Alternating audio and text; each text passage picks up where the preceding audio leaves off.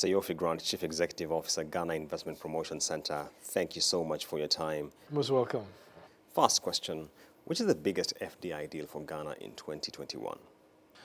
This year, we've had 3 companies from Singapore who've looked at the market. But there are some real big potentials that we are working on. And I did mention one of them is setting up a data center in Ghana, a 50-megawatt data center, which would serve the whole of Africa. The other is also putting in place a technology park, an e-commerce park, a humanitarian park, and then a perishables park. Now, why is that important? Because they see Ghana as central. And I'm sure you know, Ghana is in the middle of the world, the only country on latitude 0 and longitude 0. That's our bragging rights. But we are logistically very well positioned. Now, if we can set up these entities here, then Ghana becomes a sort of logistics hub for the sub-region and perhaps for the continent. But even more importantly, it's for them, it makes sense because the headquarters of the AfCFTA is here. This is where the commercial decisions are made. So this is where also you need to put some meat behind those commercial decisions and show that, well, yeah, we are doing it here. We can actually expand that and look for another place in East Africa, another place in South Africa, and somewhere West Africa, and then North Africa to facilitate trade.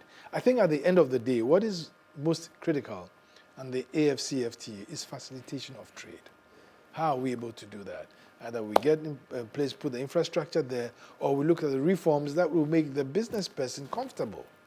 So the AfCFTA needs a lot of capital outlay in infrastructure spending to ensure we have market linkages, and yet, because of the capital-intensive nature of this, we have to think through innovative financing models. What options do you think are on the table for Africa as we roll out the AfCFTA?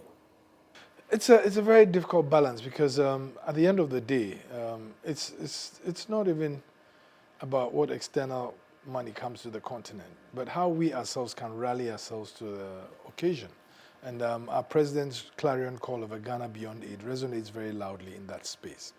But truly, yes, the pandemic has bequeathed to Africa a huge, gap in revenues because most economies were disrupted. So businesses shut down, quarantines, lockdowns, governments couldn't collect taxes, So governments need to be more innovative in creating opportunities to be able to fund their projects. And I also dare say that the private sector is naturally an ally. But prior to some of these events happening, and before the current decade and decades before, you'd think that governments were at war with private sector, But now we are seeing a totally different format, a totally different template, where the private sector is now elevated as an indelible partner in the economic agenda. And so governments will work much better with private sector, and governments should just take a step back and regulate and create the conducive atmospheres that private sector can grow the economy. Governments can only employ so many people, but the private sector can employ a whole lot more people. So if it's taxes you want, if it's revenue you want, not taxes, if it's revenue you want, what's the best thing to do? You need to plant the seed that will grow such that you can harvest more. So you need to energize the private sector. You need to embrace the private sector, create the conducive atmosphere for them. And actually, I even believe and support the idea that governments in Africa should actually raise and support billionaires on the continent. Create billionaires, because they are the people who are going to invest in the continent. They are the ones who are going to create the jobs. They are the ones who are going to create new economies for wealth creation on the continent. A common challenge that many African governments have faced in 2021 is that because of COVID, they are under immense pressure for domestic revenue mobilization, and therefore they are adopting new taxes, and yet that has an adverse impact when it comes to the attractiveness of their business and investment climate. How do you strike a balance? Like I said before, nobody wants to pay tax. I'm not sure you want to pay, I want to pay. But we have to pay because that's how our countries can run.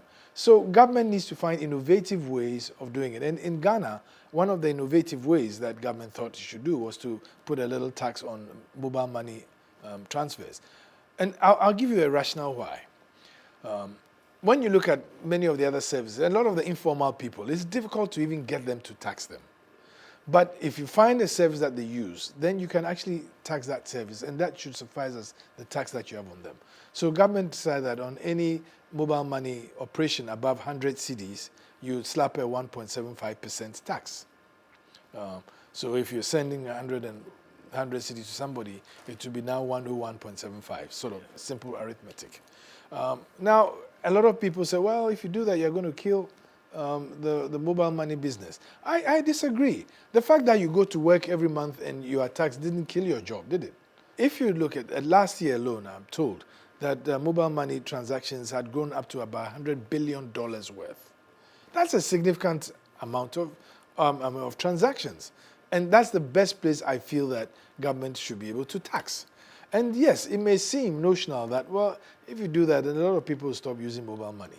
But look at it and flip it the other way. If there was no mobile money service and I had to transact a transaction with you, I have to physically carry cash to bring to you. Now, assume that you're across Accra.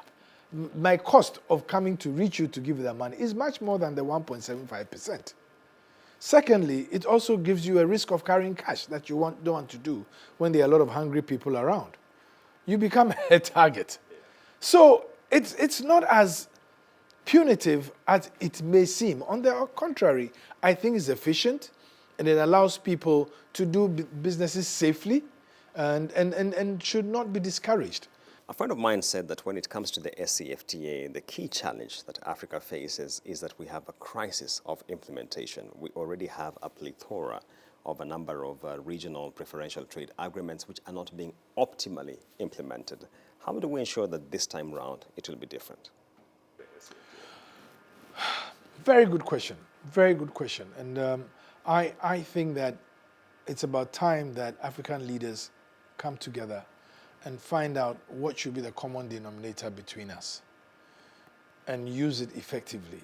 And yes, you are right. The implementation crisis, we have every policy that works, that should work, but hasn't worked.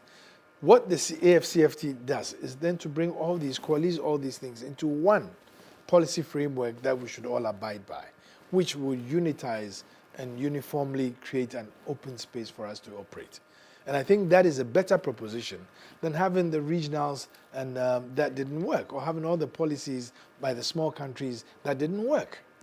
But when we all agree that, okay, we'll trade amongst ourselves, 90% tariff-free on certain goods and services, and the other will migrate them, and everybody agrees to it, that then eliminates the possibility of failure because everybody has agreed to it. We recognize the market. I mean, I give a little example. The last time I was telling a cocoa producer who was looking for investment, I says, look, take Ghana alone. We have 3 million young kids in school at the senior high school. If every day we decide that we'll give them a cup of chocolate, drinking chocolate, which, by the way, is now a health product. You create severe demand. Extrapolate that to West Africa. Extrapolate that to Africa, currently 1.3 billion. Can you imagine the economy that will create? That's just one product. I think you can actually do that across the continent. And there are products everywhere.